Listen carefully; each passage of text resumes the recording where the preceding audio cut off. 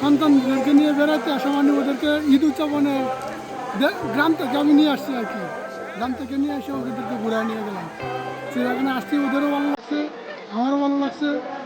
সন্তানদের চাওয়া ছিল যা চিড়িয়াখানা আসলে ওদেরকে যেন ঢাকা থেকে নিয়ে ঘুরা গ্রামে নিয়ে যাবো আজকে বা রাত্রে গ্রামে নিয়ে যাবো।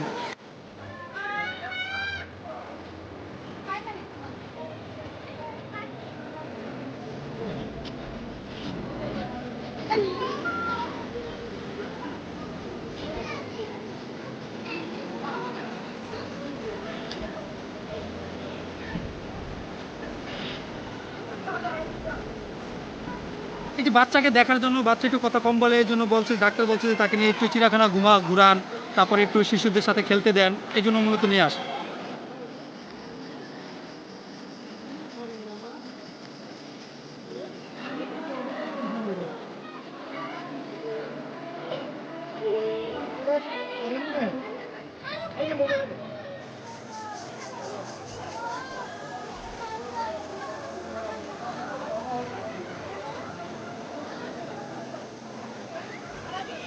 কি এটা কি সামনে?